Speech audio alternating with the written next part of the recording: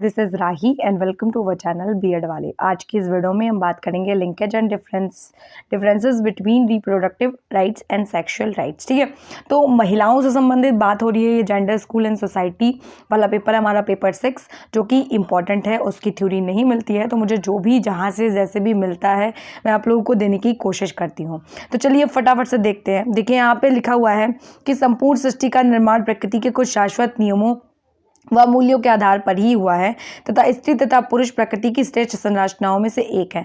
ठीक है, जो भगवान ने संरचना बनाई है, हम देखते हैं 2 लिंग देखने को मिलते हैं, यानी 2 तरीके के जेंडर या 2 तरीके के सेक्स के लोग हम लोगों को देखने के लिए मिलते हैं। एक तो स्त्री, दूसरा पुरुष। ठीक है, जिसकी रचना नेचर ने की है, प्रकृति ने की है। कह रहे हैं प्रकृति ने स्त्री तथा पुरुष दोनों में ही क्या है, कुछ समावेशित गुण दिए हैं, जिससे मानव जाति का जीवन अनावरत रूप से चलायमान है। ठीक है, कैसे कैसे स्त्री और पुरुष के द्वारा ही आगे की जो जनरेशन है वो डेवलप होती है, या फिर हमारा जो राष्ट्र है उसका विकास भी स्त्री पुरुष का उसमें आधारशिला का काम करते हैं। ठीक है, तो कह रहे हैं सृष्टि ने सबको बराबर बनाकर संसार में भेजा हुआ है।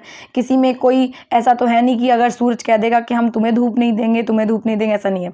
तो सूरज है, यानी प्रकृति की जितनी भी चीज़ें वो आपस में तालमेल बिठाए रखती हैं और सबको एक समान मानती हैं। कह रहे हैं परंतु समाज में स्त्रियों को उनके अधिकारों से वंचित किया जाने लगा है, क्योंकि ये जो परंपरा है वो कई सालों से, कई परंपराओं से चली आ रही है कि स्त्रियों के साथ हमेशा कुछ ना कुछ होता ही रहा है। मतलब उनके साथ हमेशा अन्याय होता रहा है। वो कुछ कह नहीं पाती हैं या कुछ कर नहीं पाती हैं, उनको जैसे मर्जी चाहे वैसे चलाया जाता है। तो यहाँ पे ये पेपर डालने का मकसद ही यही है, मतलब ये पेपर बताने का, ये या फिर बच्चों को, जो नई हमारी जनरेशन है उनको बताने का ये एक ज़रिया है कि जिससे बच्चे समझ पाएँ कि जो औरतें हैं उनकी कैसी स्थिति रही या उनके सुधार के जो उपाय हैं उसमें कैसे कैसे, मतलब जब ऑलरेडी बच्चा जानता होगा या फिर जो भी पढ़ रहा है इस चीज़ को, तो उनके माइंड में अगर ये चीज़ डेवलप होगी कि सारे ही लोग बराबर हैं, कोई किसी में भेद नहीं है, डिस्क्रिमिनेशन नहीं है, तो कोई समस्या नहीं होगी। तो एजुकेशन के लेवल पे ये बात कई बार समझाने की कोशिश की जाती है कि सभी लोग समान हैं, बट अभी भी कहीं ना कहीं ये देखा जाता है कि उन्हें अलग किया जाता है। अलगाव की जो भावना है वो आती है, मतलब उन्हें अपने मन से प्रजनन करने का, यानी रिप्रोडक्शन करने का वो नहीं है। तो लोग मतलब ज़बरदस्ती घर वाले प्रेशर देते हैं, उनका कोई मन नहीं है अपना, तो वो सारी चीज़ें एक वुमेन फेस करती है। तो वो जो राइट्स हैं उनके बारे में हम लोग यहाँ पे देख रहे हैं। तो आगे देखते हैं कि तथा उनके साथ द्वयम दर्जे का व्यवहार किया जाता है। स्त्रियों को उनके अधिकार प्रदान करने तथा समाज में बराबर का दर्जा प्रदान करने के लिए स्वतंत्रता से पूर्व तथा हमारे संविधान निर्माण में भी अनेक आंदोलनों तथा नियमों और कानूनों का वर्णन किया गया है। कई सारे लोग आए, राजा राम मोहन राय थे, या फिर सती प्रथा, या फिर हम बाल विवाह, किसी भी चीज़ की बात करें, स्त्रियों ने हमेशा स्ट्रगल किया है। या हम माता सीता की बात करते हैं, सती जी की बात करते हैं, तो सबने अपनी अपनी लाइफ में स्ट्रगल किया ही किया है। मतलब स्त्री के नाम में ही संघर्ष लिखा हुआ है। लेकिन अगर हम बात करें तो कुछ लोग ऐसे थे जिन्होंने सपोर्ट किया। ठीक है, कई ऐसे समाज सुधारक थे जिन्होंने स्त्री शिक्षा पे बात की या स्त्रियों के जो जीवन है उसकी सुधार की बात की, और लगातार जब उन लोगों ने इसका प्रस्ताव दिया, ठीक, हम राजा राम मोहन राय का ही एग्जाम्पल लेते हैं, और भी कई सारे ऐसे लोग हैं जिन्होंने अपना सहयोग किया। तो ऐसे करके समाज में लोगों के दिमाग में ये चीज़ आई, या फिर माइंडसेट ऐसा बना कि हाँ, स्त्रियों की भी कोई वैल्यू है या उन्हें भी आगे रखा जाना चाहिए। आज हम देखते हैं हर फील्ड में स्त्रियां आगे जा रही हैं, या फिर लड़कियां बेहतर करती हैं, बल्कि लड़कों से ज़्यादा अच्छा लड़कियां करती हैं। ठीक है, तो ये सारे जो प्रावधान हैं वो कॉन्स्टिट्यूशन में भी देखने के लिए मिलते हैं, हमारे संविधान में भी ये चीज़ इंक्लूड की गई है कि सभी को अपने जीवन जीने का अधिकार है। अपनी मर्जी से हर इंसान अपना काम कर सकता है, अपनी मर्जी से किसी चीज़ को चुन सकता है, बोल सकता है, कहीं भी रह सकता है, और ये चीज़ स्त्रियों पे भी अप्लाई होती है। उनके लिए भी कई सारे प्रावधानों को रखा गया है। अब हम अगर बात करें तो कह रहे हैं इन प्रावधानों के अतिरिक्त भी समाज में जागरूकता लाने और शिक्षा के प्रसार द्वारा स्त्रियों की दशा में सुधार के प्रयास किए गए।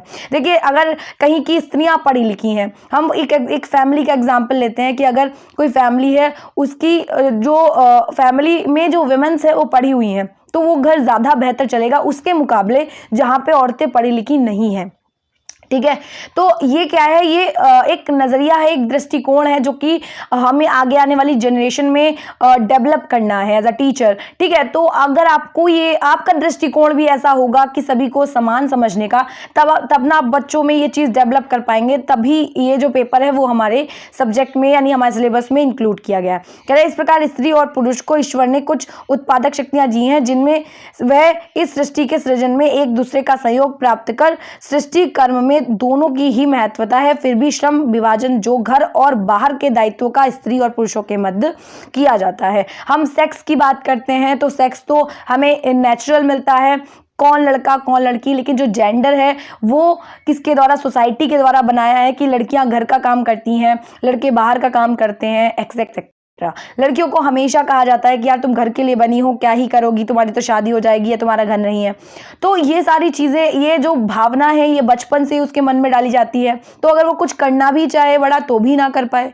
भाई अपना अपना माइंड सेट है, और जिसका IQ हाई होता है उसका भी माइंड सेट ऐसा हो जाता है। मतलब लड़की के मन में यही भावना डाल दी जाती है कि तुम कुछ नहीं कर पाओगी, ऐसा। मतलब एक वो बैकअप में वो चीज़ चलती रहती है कि हाँ ये क्यों हो रहा है, ये ऐसा क्यों हो रहा है, मतलब मुझे तो जाना ही है दूसरे का, तो मैं कुछ क्यों करूँ, या फिर ये सारी चीज़ें।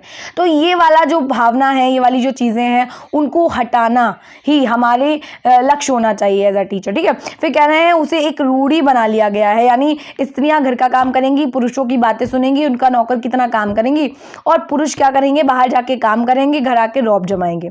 ऐसा ये केवल सुनने या कहने की बातें नहीं है, ये रियलिटी है। अगर आपने थोड़ा सा भी ऑब्जर्वेशन लेवल आपका हाई है तो आप ये बात समझ पाते होंगे, अपने आसपास भी देख पाते होंगे कि स्त्रियों के साथ ऐसा ही हो रहा है।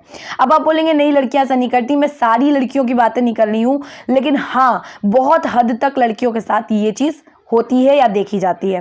देखिए कहना है अब स्त्री व पुरुष को समान लैंगिक व उत्पादक अधिकार प्रदान किए गए हैं।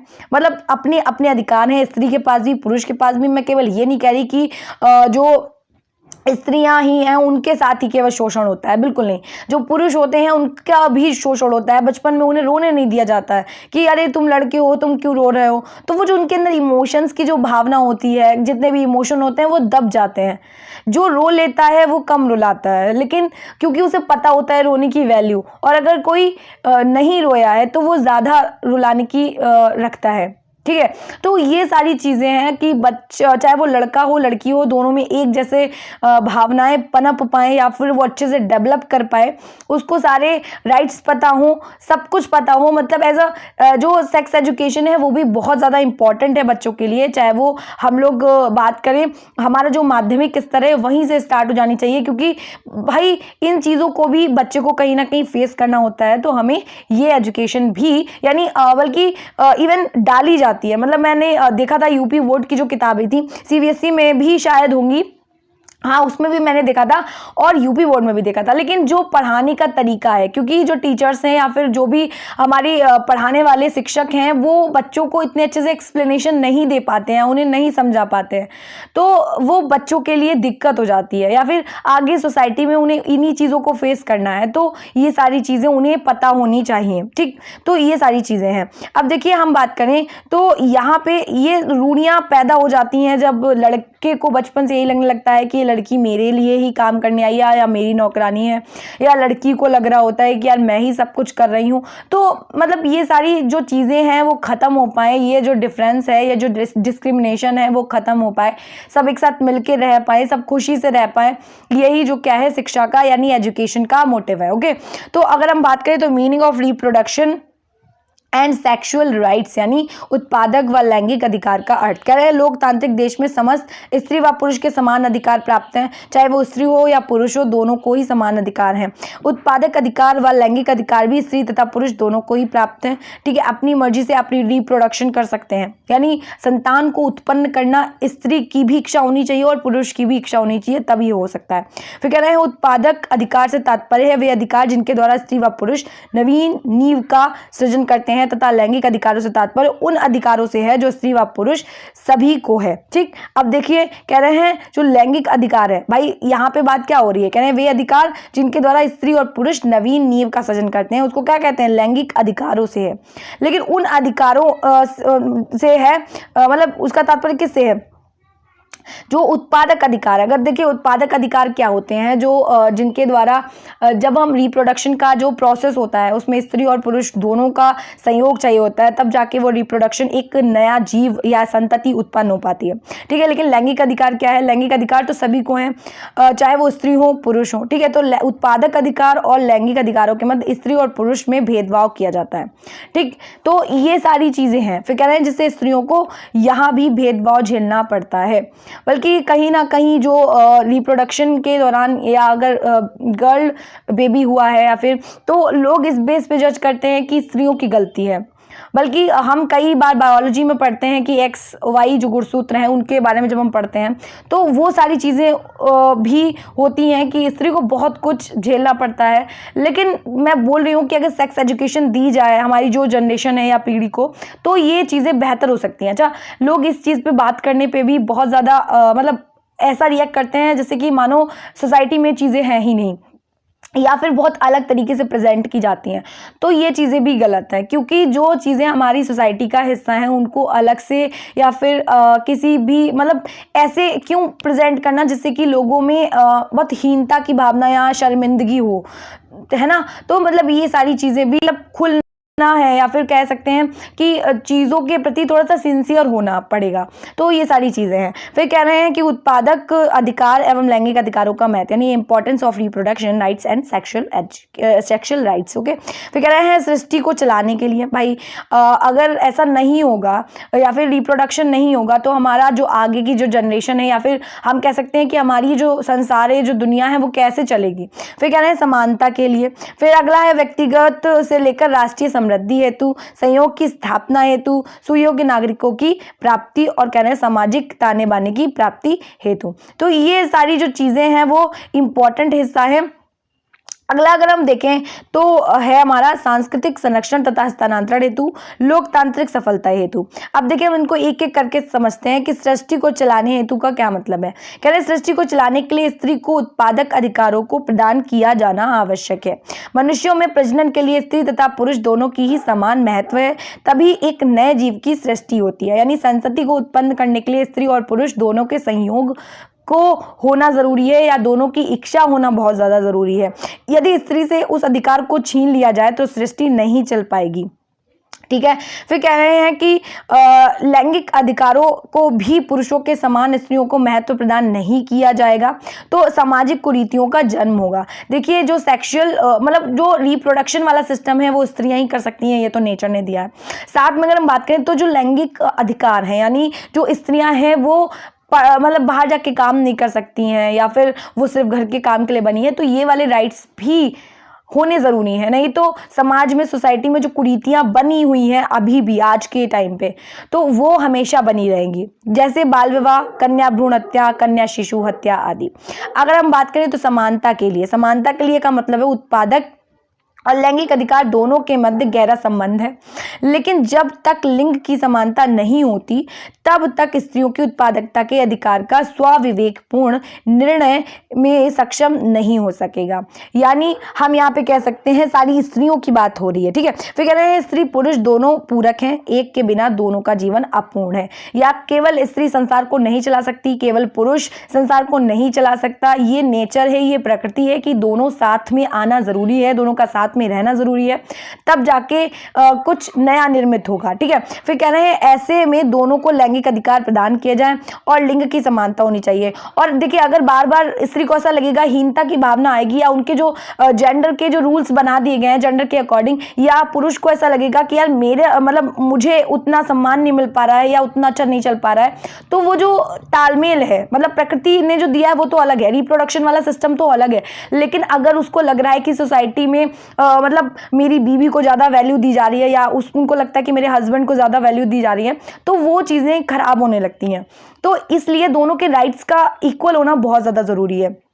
अब कह रहे हैं कि लिंग की समानता होगी तो उत्पादक अधिकारों को भी स्त्रियों के स्वेच्छा से उपयोग करके सभ्य परिवार, समाज तथा राष्ट्र के निर्माण में अपनी भूमिका निभाएगा। अगर एक अच्छी एजुकेटेड बीवी है और एक अच्छा एजुकेटेड जो हस्बैंड है, वो दोनों लोग साथ में हैं, तो हम एक अच्छे सभ्य राष्ट्र का निर्माण कर सकते हैं ना। और अगर कहीं धोखे से वहाँ पे जेंडर की जो इक्वालिटी है वो कम हुई, यानी स्त्री के प्रति कोई कुरीतियाँ बनी हुई हैं या फिर पुरुष के प्रति कोई कुरीतियाँ बनी हुई हैं, तो उसका जो इफेक्ट है वो आगे आने वाली जो जनरेशन है उस पे होगा और एक अच्छे राष्ट्र का निर्माण नहीं हो पाएगा। क्योंकि उस सोसाइटी, उस समाज का बच्चा भी ये देखेगा कि स्त्रियों के साथ क्या हो रहा है, या फिर उस समाज की लड़की भी देखेगी कि एक पुरुष के साथ क्या हो रहा है। तो वो सारी चीजें यहाँ पे आ जाती हैं। फिर कह रहे हैं व्यक्तिगत से लेकर राष्ट्रीय समृद्धि हेतु, यहाँ पे आता है तो कह रहे हैं उत्पादकता और लैंगिक अधिकारों का महत्व व्यक्ति विशेष की व्यक्तिगत उन्नति से लेकर राष्ट्रीय उन्नति और समृद्धि तक होता है। यानी मतलब जो उसके व्यक्तिगत जो भी वृद्धि है या फिर जो भी ग्रोथ है वो, और सोसाइटी की जो ग्रोथ है, वो सब एक साथ नहीं, हम लोग कंबाइन करके पढ़ते हैं जो चीज़ें, तो ये सब कुछ एक ही में मिला हुआ है। चाहे वो हम किसी फैमिली की प्रोग्रेस की बात करें, जब फैमिली में कोई चीज़ मतलब ग्रोथ होगी तो हमारे राष्ट्र का निर्माण भी उतना ही अच्छा बेहतर होता चला जाएगा। फिर कह रहे हैं इन अधिकारों के उपभोग द्वारा समाज में स्त्रियों को समान स्थान मिलता है और प्रत्येक क्षेत्र में अपनी प्रतिभा का उपयोग कर पुरुषों के कदम से कदम मिलाती हैं। ठीक है, मतलब साथ साथ में चलना चाहिए, पैरों की तरह। जैसे हमारे दोनों कह सकते हैं कि इससे उनके स्वयं की उन्नति, परिवार में समृद्धि और राष्ट्र में समृद्धि। इसके विपरीत जहां स्त्रियों को उत्पादक अधिकारों और लैंगिक अधिकार नहीं मिलते हैं, वहां ना तो कोई विकास होता है और ना ही पारिवारिक सुख शांति, राष्ट्रीय समृद्धि आती है। इस प्रकार इन अधिकारों का महत्व बहुत ज्यादा अधिक है। मैं अभी वही बातें कर रही थी कि स्त्रियों के जो राइट हैं वो उन्हें जरूर मिलने चाहिए, जो पुरुष है उनके राइट्स उन्हें मिलने चाहिए। और इस सिचुएशन में, इस स्थिति में हम कह सकते हैं कि जो महिलाएं उनके साथ ज्यादा जाति की जाती है, इसीलिए महिलाओं पे ज्यादा जोर दिया जा रहा है। फिर हम बात करें तो संयोग की स्थापना होती है, तो यहाँ पे हेतु हम कह सकते हैं, तो यहाँ पे कह रहे हैं प्रत्येक मनुष्य को अन्य मनुष्य के सहयोग की आवश्यकता होती है। जाहिर सी बात है, हम सोसाइटी में रहते हैं। जो अरस्तु है वो कहते हैं human as a social being, ठीक, मतलब जो सामाजिक प्राणी है, जो अरस्तु कहते हैं। तो वही वाली बात है, हमें समाज में, सोसाइटी में जरूरत पड़ती है। हम कितना भी कह लें कि हम सोसाइटी में नहीं रहना चाहते, या कुछ भी कोई कह ले कि मुझे नहीं रहना सोसाइटी में या लोगों से बात नहीं करनी, ऐसा हो ही नहीं सकता। अगर आप सोसाइटी में रह रहे हैं तो आपको वो चीज़ें फेस करनी ही पड़ेंगी। फिर कह रहे हैं इसलिए मनुष्य में संयोग, प्रेम, भ्रातृत्व, समानता आदि गुणों का होना भी आवश्यक माना जाता है। यानी आप कैसे लोगों को डील करते हैं, कैसे लोगों से बात करते हैं, या फिर आपका नजरिया क्या है लोगों से बात करने का। मतलब आपको बहुत ज्यादा गुस्सा आता है, या फिर आप मतलब किस तरीके के इमोशंस, आपके अंदर इमोशनल इंटेलिजेंस है कि नहीं है ना। कहीं पे भी कुछ गुस्सा कर दिया तो वो चीज़ें जो है आपको देखनी पड़ेंगी या डेवलप करनी पड़ेंगी। कहते हैं उत्पादक और लैंगिक अधिकारों की पूर्ति चाहे हमारा समाज कितना भी पुरुष प्रधान हो, स्त्रियों की आवश्यकता और महत्व को नकारा नहीं जा सकता। लोग कितना भी कह लें कि लड़के ज़्यादा अच्छे होते हैं, या लड़कों कमाते ज़्यादा हैं, या लड़के चलाते अच्छी हैं, परिवार को अच्छा चलाते हैं, मतलब चलाने वाले होते हैं, या पीढ़ी को आगे बढ़ाने वाले होते हैं। लेकिन एक बात यहाँ पे तो ये भी आती है कि अगर स्त्रियाँ नहीं होंगी तो क्या आगे जो रिप्रोडक्शन का जो सिस्टम है वो हो पाएगा। मतलब ये तो नेचर है ना कि दो लोग जन्म मिलेंगे तब जाके एक संतति उत्पन्न होगी। तो अगर ऐसा नहीं होता, जैसे लोग महिलाओं को कुछ नहीं समझते या उनकी वैल्यू नहीं करते हैं, तो अगर एक महिला होगी ही नहीं या फिर महिलाएं हो ही ना इस राष्ट्र में, तो क्या ये संसार चल सकता है, ये सृष्टि चल सकती है? नहीं ना। तो ये इस चीज़ को नकारा नहीं जा सकता कि जितनी इंपॉर्टेंस जो मेंस की है उतनी ही वेमेंस की भी है।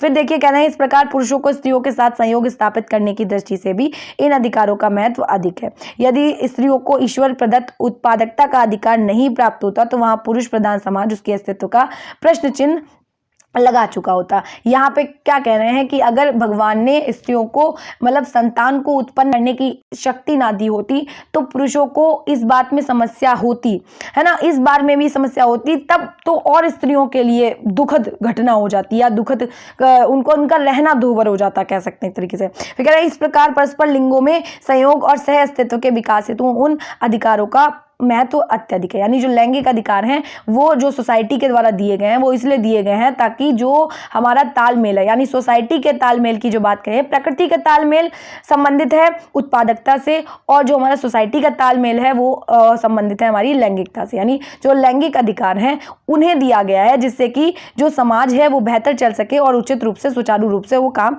कर सके। अब देखिए कह रहे हैं सुयोग्य नागरिक की प्राप्ति। जिस समाज में उत्पादक अधिकारों और लैंगिक अधिकारों में स्त्री पुरुष में जो भी है सहभागिता बनी रहती है, वहाँ उत्पन्न होने वाली संतति श्रेष्ठ होती है। हमने क्या कहा, मैं अभी ये इतनी देर से यही बता रही हूँ आप लोगों को कि अगर एक अच्छे पढ़े लिखे माता पिता हैं तो जाहिर सी बात है उसकी जो संतान उत्पन्न होगी तो उसके अंदर भी वही चीज़ें डेवलप होंगी, है ना, या उसको पता है कि इज्जत करनी है लड़कियों की, लड़कों की, या फिर कैसे ट्रीट करना है, तो वो सारी चीज़ें मतलब अच्छे अच्छे नागरिकों का विकास होगा, या फिर हमारे राष्ट्र उचित प्रकार से निर्मित होगा, अच्छा होगा।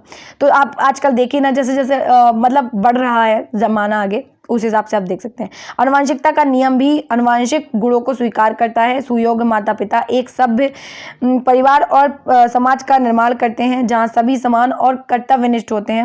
अतः ऐसी आनुवंशिकता युक्त वातावरण में उत्पन्न होने वाली संतति या भविष्य में सुयोग्य नागरिक के पैमाने में खरी उतरती है। यानी ऐसे लोगों के बच्चे बेहतर होते हैं, यानी जब बच्चे बेहतर हैं तो वही बच्चे आगे चल के हमारे राष्ट्र का निर्माण करते हैं।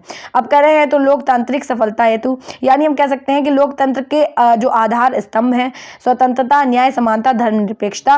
इसीलिए स्वतंत्र भारत में लोकतांत्रिक सफलता हेतु जो स्त्रियों को भी पुरुषों के समान अधिकार और गरिमामयी जीवन प्रदान करने का संकल्प किया गया है कि जो अधिकार पुरुष को मिले हैं वही अधिकार स्त्रियों को मिले हैं। स्त्रियां भी रात में जाकर काम को कर सकती हैं या हर काम को कर सकती हैं, या पुरुष का अगर मन है खाना बनाने का तो वो भी कर सकता है, क्योंकि लोग शेफ होते हैं कि ये इंटरेस्ट तो हमें यार मतलब अपनी हेरिडिटी से मिले होते हैं कि मुझे खाना बनाने में, मुझे कुकिंग करने में इंटरेस्ट है। तो क्या, तो जरूरी नहीं है कि लड़का कुकिंग नहीं कर सकता, उसको आप मजाक उड़ा रहे हैं, तो ऐसा तो नहीं हो सकता। तो ये सारे अधिकार आपको मिले हुए हैं, राइट्स मिले हुए हैं कि आपका जो मर्जी हो जो वो आप कर सकते हैं। फिर कह रहे हैं आदि आबादी स्त्रियों की है, यदि उन्हें उत्पादक और लैंगिक अधिकार प्रदान नहीं किए गए तो लोकतंत्र कभी सफल नहीं हो पाएगा। अधिकार जो है वो उत्पादकता के और लैंगिक जो अधिकार हैं वो स्त्रियों को पूर्ण रूप से मिले हुए हैं, जिससे कि स्त्रियां अपनी इच्छा के अनुसार क्या कर पाएंगी, संतति को उत्पन्न कर पाएंगी और उन्हें कोई मतलब जोर जबरदस्ती वाला हिसाब नहीं होगा और वो राष्ट्र के निर्माण में अपना पूर्ण सहयोग कर पाएंगी। अब देखो यहाँ हम कह रहे हैं कि स्त्रियों और पुरुषों में प्राप्त उत्पादक अधिकार तथा लैंगिक अधिकार। तो men's and women's get reproductive rights and sexual rights. सबसे पहले है विवाह करने की स्वतंत्रता, दूसरा है जीवन साथी चुनने की स्वतंत्रता। विवाह करने की स्वतंत्रता, आप किसी से भी मतलब विवाह कर सकते हैं। यहाँ कोई धर्म जाति लिंग वाला हिसाब नहीं है कि आप रोका जाएगा आपको कहीं पे भी, आपका जिससे मर्जी करे आप उससे शादी कीजिए। जीवन साथी चुनने का अधिकार। फिर कह रहे हैं प्रजनन करने की स्वतंत्रता, नपुंसकता को आधार बनाकर विवाह विच्छेद करने की स्वतंत्रता। ठीक, तो ये सारी चीजें हैं। अब हम देखें तो जबरन शारीरिक संबंध भले ही पति बनाए, उनके विरुद्ध न्याय की शरण में जाने की स्वतंत्रता। स्वेच्छा से गर्भ निरोध के विभिन्न साधनों का प्रयोग करना, देखिए स्त्रियों के लिए भी है ये। अप्राकृतिक यौन संबंधों से बचने की स्वतंत्रता, बेटा हो या बेटी दोनों को ही जनने की स्वतंत्रता। पहले जो था या अभी भी हम देखते हैं हरियाणा में या फिर और भी कई सारे स्टेट ऐसे हैं कि लड़की के पैदा होते उसको जिंदा गड़ा देंगे, है ना, जिंदा ही गड़ा दिया। ये भाई अगर लड़कियां होंगी ही नहीं, जो लोग ये बोलते हैं कि लड़कियां नहीं चाहिए या लड़कियां ऐसा करती हैं या लड़कियां बुरी होती हैं, उन्हें कोई समझाए ज़रा। ये अगर लड़कियां नहीं होंगी या वुमेन्स नहीं होंगी तो क्या ये देश छोड़िए, क्या जो हमारा नेचर है वो क्या चल पाएगा या उसमें हार्मनी वो आ पाएगी? नहीं आ पाएगी ना। लेकिन लोग ये बात समझते ही नहीं है, और ये वो लोग होते हैं जो एजुकेशन जिनके पास कम होती है या होती ही नहीं है, या जिन्हें सेक्स एजुकेशन दी ही नहीं हुई होती, जिन्होंने पढ़ाई नहीं होता है। ठीक है, तो ये सारी चीज़ें हैं। फिर कह रहे हैं कि लैंगिक, यहाँ पे थे हम लोग, कह रहे हैं लैंगिक अधिकारों में स्त्रियों और पुरुषों के समान ही अधिकार प्राप्त हैं। भारतीय संविधान 1950 में लागू किया गया और संविधान की उद्देशिका में स्त्रियों को समान अधिकार प्रदान करने की अवधारणा वर्णित की गई है। मतलब सभी को एक जैसा समान अधिकार है कि हम भारत के लोग, ये प्रस्तावना आपको संविधान में देखने के लिए मिलेगी। संविधान के पहले पृष्ठ पे ये पूरी प्रस्तावना आपको छपी मिलेगी कि भारत को एक संपूर्ण प्रभुत्व संपन्न समाजवादी पंथनिरपेक्ष लोकतंत्रात्मक गणराज्य बनाने के लिए तथा समस्त नागरिकों को सामाजिक, आर्थिक और राजनीतिक न्याय, विचार, अभिव्यक्ति, विश्वास, धर्म और उपास की स्वतंत्रता, प्रतिष्ठा और अवसर की समानता प्राप्त करने के लिए और उन सब में व्यक्ति की गरिमा और राष्ट्र की एकता और अखंडता सुनिश्चित करने वाली बंधुत्व को बढ़ाने के लिए दृढ़ संकल्प होकर आज अपनी संविधान सभा में आज तारीख 26/11/1949 में मिति मार्गशीर्ष शुक्ल सप्तमी संवत 2006 विक्रमी को एतद द्वारा इस संविधान सभा को अंगीकृत, अधिनियमित और आत्मार्पित करते हैं। इस प्रकार संविधान की उद्देशिका के द्वारा लैंगिक अधिकारों की समानता पर बल दिया गया है। संविधान की उद्देशिका में ध्यान देने योग्य शब्द हैं कौन कौन से? न्याय और स्वतंत्रता और समानता। सभी को इक्वल तरीके से न्याय मिलेगा, स्वतंत्रता यानी फ्रीडम मिलेगी और समता यानी इक्विटी मिलेगी। ठीक है, समानता तो मिलेगी, इक्वालिटी तो मिलेगी, समता मिलेगी, जिसकी जैसी आवश्यकता उसको वैसा ही दिया जाएगा। यानी अब हम कह सकते हैं कि न्याय से तात्पर्य क्या है? सामाजिक न्याय, आर्थिक न्याय, राजनैतिक न्याय और धार्मिक न्याय। ये जितनी भी चीज़ें हैं बस इन्हीं चारों पे हमारा जो संसार है या फिर जो हमारी व्यवस्था है, जो सोसाइटी है, वो टिकी हुई है। अब देखिए हम कह रहे हैं, अगला कह रहे हैं उत्पादक अधिकारों तथा लैंगिक अधिकारों के मध्य संबंध तथा विभेद, यानी linkage and differences between reproductive rights and sexual rights. कह रहे हैं उत्पादक तथा लैंगिक अधिकारों के मध्य संबंध है क्योंकि दोनों ही स्त्रियों के सशक्तिकरण के साधन है। अगला अगर हम लोग देखें तो कह रहे हैं कि ये दोनों ही अधिकार महिलाओं को सम्मान दिलाते हैं। जो हमारा उत्पादक राइट है यानी उत्पादकता का अधिकार है और लैंगिक अधिकार है। फिर कह रहे हैं महिलाओं की समानता में इन दोनों अधिकारों का महत्वपूर्ण योगदान है। उत्पादक और लैंगिक अधिकारों के द्वारा महिलाओं की स्थिति और महत्व में उन्नयन हुआ है। फिर कह रहे हैं तो लोकतंत्र की स्थापना हेतु दोनों ही अधिकार सहायक हैं। उत्पादक और लैंगिक दोनों ही अधिकारों के प्रति न्याय प्रक्रिया का आश्रय लिया जा सकता है। फिर अगर हम बात करें तो उत्पादक और हमारा दोनों ही अधिकारों के द्वारा व्यक्ति से लेकर राष्ट्र तक की उन्नति होती है। अब देखिए यहाँ पे और दिए गए हैं, उनको भी देख लेते हैं हम कि सबसे पहले दिया गया है हमारा कि ये दोनों ही अधिकार महिलाओं को सृष्टि क्रम में सभ्यता समाज की स्थापना से अवगत करवाते हैं। ये दोनों ही अधिकार व्यक्ति की स्वतंत्रता और समानता के प्रति समाज में जागरूकता उत्पन्न करते हैं। अब हम लोग यहाँ पे देखेंगे कि उत्पादक और लैंगिक अधिकार के मध्य कुछ भेद भी हैं, उनको भी समझ लेते हैं कि उत्पादक अधिकारों के क्षेत्र लैंगिक अधिकारों की अपेक्षा संकुचित है। दूसरा है हमारा कि उत्पादक अधिकारों का व्यक्ति के जीवन में उपयोग करता भी है और नहीं भी करता है, परंतु लैंगिक अधिकार जैसे स्वतंत्रता का प्रयोग किए बिना भी व्यक्ति नहीं कर सकता। फिर अगर हम लोग देखें तो यहाँ पे है लैंगिक अधिकार यानी लैंगिक अधिकार और तथा उत्पादकता अधिकार दोनों ही स्त्री पुरुष दोनों को प्राप्त हैं, परंतु अधिकार लैंगिक भारतीय संबंध में इतना खुला मतलब प्रयुक्त नहीं है। लोग कहने में बोलने में जो सेक्स वर्ड है वो भी बोलने में या उसके बारे में डिस्कस करने में दिक्कत करते हैं लोग, मतलब उन्हें मतलब पता नहीं ओवर रिएक्ट कर देते हैं, ऐसा कह सकते हैं, मतलब पता नहीं क्या है ये सोसाइटी, पता नहीं क्या सोचती है। तो कह रहे हैं जितना अधिकार का यानी बच्चा पैदा करना गलत नहीं है, यानी कह सकते हैं किसी संतति को उत्पन्न करना गलत नहीं है, लेकिन उसके बारे में बात करना गलत है, यानी उससे रिलेटेड बात करना गलत है। तो ये सारी चीज़ें। फिर कह रहे हैं उत्पादक अधिकारों को भले ही एक अधिकार के रूप में प्रयोग ना करके इसे सामाजिक परंपरा के रूप में प्रयुक्त किया जाए, परंतु इस पर भारतीय समाज अधिक बल डालता है, जबकि लैंगिक अधिकारों जैसे लिंग की समानता और स्वतंत्रता पर कम बल डाला जाता है। उसके बाद अगर हम देखें तो उत्पादक अधिकार सृष्टि के लिए आवश्यक है, जबकि लैंगिक अधिकार व्यक्ति के गरिमामयी जीवन से संबंधित है। उसके बाद हम बात करें तो उत्पादक अधिकार ईश्वर प्रदत्त हैं और लैंगिक अधिकार मनुष्य ने स्वयं निर्मित किए हैं। उत्पादक अधिकारों में स्त्री पुरुषों दोनों की सहभागिता आवश्यक है, जबकि लैंगिक अधिकारों में स्त्री और पुरुष दोनों के मध्य कोई भेद नहीं होता है। उत्पादक में हम देख ही रहे हैं रिप्रोडक्शन दोनों के द्वारा होगा, और जो हमारे लैंगिक अधिकार है उसमें हम बात करते हैं सोसाइटी के जो रूल्स हैं, यानी सोसाइटी में कुछ ऐसे अधिकार, कुछ वैल्यूज, कुछ नॉर्म्स बनाए गए हैं जो कि फॉलो किया जाता है, तो वो इस तरीके के बनाए जाएं जो कि महिलाओं और पुरुष दोनों के पक्ष में हो, दोनों के हित में हो। तो इस वीडियो में आज इतना ही रखते हैं। वीडियो अच्छी लगी हो तो वीडियो को लाइक कीजिएगा, चैनल को सब्सक्राइब कीजिएगा। इसी तरीके की वीडियोस के लिए मैं आप लोगों के लिए नई नई वीडियोस लाती रहूँगी और कोशिश करूँगी कि जल्दी से आप लोगों को जो प्रीवियस ईयर के क्वेश्चन हैं उनको भी सॉल्व करवा दूँ। अगर वीडियो अच्छी लगे तो प्लीज़ वीडियो को लाइक कीजिएगा और चैनल को सब्सक्राइब जरूर कर लीजिएगा, जिससे कि जो न्यू अपडेट्स हैं वो आप लोगों को मिलती रहें। मिलते हैं नेक्स्ट वीडियो में, तब तक के लिए जय हिंद।